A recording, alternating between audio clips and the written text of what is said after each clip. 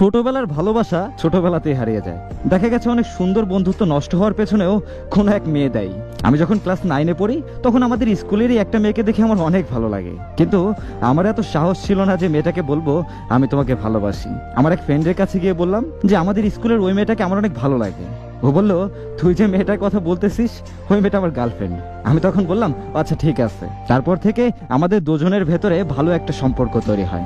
ধীরে ধীরে আমরা দুজন বেস্ট ফ্রেন্ড হয়ে উঠি। আর আমি ওই মেয়েটাকে আর ভালোবাসার নজরে দেখি নাই। তো কয়েক মাস যাওয়ার পর ওই মেয়েটা আমার বেস্ট ফ্রেন্ড হয়ে যায়। হঠাৎ করে আমার বন্ধুর সাথে ওই মেয়েটার ব্রেকআপ হয়ে যায়। তখন আমি দুজনের সাথে কথা বলে আবার তাদের রিলেশনটা ঠিক করে দিই। তারপর 5-6 মাস পরে তাদের আবার একটা ঝামেলা হয়, তাদের আবার ব্রেকআপ হয়ে যায়। তখন আমি আমার বন্ধুকে বলি এবারের মতো মেয়েটাকে মাফ করে দে, রিলেশন কর। তখন ওই মেয়েটাকে যে বলি প্লিজ আরেকবারের মতো তোমরা রিলেশনটা করো। তারপর রিলেশনটা আবার কন্টিনিউ হয়, এভাবেই ভালোই চলতেছিল। তার কয়েক মাস পর তাদের আবার ব্রেকআপ হয়। তখন আমি আর চেষ্টা করি নাই তাদের মিল করানোর। ঠিক তাদের ব্রেকআপের 4 মাস হয়ে যায়, তার মধ্যে আমার বন্ধুর গার্লফ্রেন্ড আমাকে প্রপোজাল পাঠায়, কিন্তু আমি অ্যাকসেপ্ট করিনি, কারণ এতে আমার বন্ধুত্বটা নষ্ট হয়ে যাবে। আর আমরা দুই বন্ধু এতই ভালো বন্ধু ছিলাম যে অন্য ছেলেরা আমাদের বন্ধুত্ব দেখলে জ্বলতো। ঠিক তারাই আমাদের বন্ধুত্বটা নষ্ট করলো। তারা আমার বন্ধুর কাছে যে বললো তোর বেস্ট ফ্রেন্ড তোর গার্লফ্রেন্ডের সাথে প্রেম করতেছে। এই কথা শোনার পর ও আমাকে মেসেঞ্জারে এসে অনেক গালিগালাজ করে আর ব্লক করে দেয়। ওই দিন আমার কথা শোনার চেষ্টাই করে নাই, শুধু মেসেঞ্জার থেকে ব্লকই করেনি, আমি যেখানে কোচিং করতাম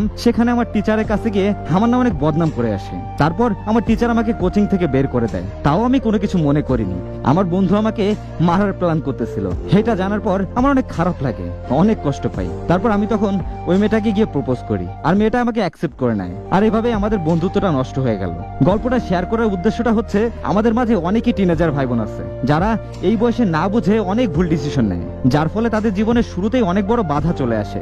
এখন আমি যদি বলি যে মেয়েটা আপনার বন্ধুকে ছেড়ে আসতে পারছে, আবার আপনি তার বেস্ট ফ্রেন্ড এটা জানার পরেও আপনার সাথে রিলেশন করতে চাইছে, তাহলে আপনি কিভাবে ভাবতেছেন যে এই মেয়েটাই ভবিষ্যতে আপনাকে ছেড়ে দিবে না? অবশ্য ভবিষ্যতে আমরা কেউই জানি না কে কেমন হবে বা কার ভিতরে কি আছে, এটা আমরা কেউই বলতে পারবো না। তবে যেটা বলতে চাই, আপনার বয়সটা এখন প্রেম করার জন্য না ভাই, আর আপনি যার সাথে সম্পর্কে আছেন তারও ভালোবাসা বা ভালো মন্দ বিচার করার বয়স এখনো হয়নি। হয়তো আজ আমার কথাগুলো শুনে 2-4টা বকাও দিতে পারেন আমাকে যে ভাই কি বলতেছে না বলতে বল। তুমি তোমার আশেপাশে একটু তাকাও, তোমার বয়সী কজনের সম্পর্কে টিকে আছে দেখো তো, কজন তাদের ভিতরে ভালো আছে, খুঁজে দেখো পাবা না কেউ যে ভালো আছে। কারণ এই বয়সে একজন আরেকজনকে বোঝার মেন্টালিটি তোমাদের এখনো হয় নাই।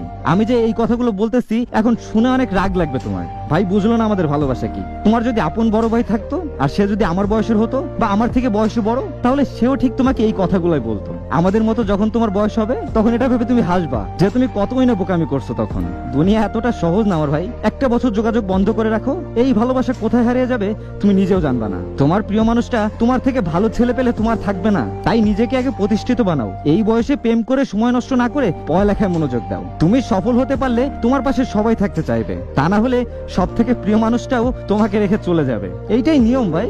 আর ছোটবেলার বন্ধুত্বগুলো অনেক সুন্দর হয়, আর জীবনের অনেকটা সময় অবধি এই বন্ধুত্বগুলো বেঁচে থাকে। এই বয়সে প্রেমের থেকে কিছু ভালো বন্ধু বানাও যারা তোমার ভালো চাইবে, তোমার ভালো থাকার জন্য তারা সবটুকু দিয়ে চেষ্টা করবে। এমন কিছু বন্ধু বানাও যারা তোমার বিপদে সব সময় পাশে থাকবে, তোমার খারাপ গুণগুলোকে পরিবর্তন করে তোমাকে সুন্দর মানুষ হতে সাহায্য করবে। এই বয়সের প্রেম জিনিসটা বেশি দিন স্থায়ী না, তবে মনের মতো বন্ধু বানাতে পারলে সেটা জীবনের শেষ অবধি পাশে থাকবে।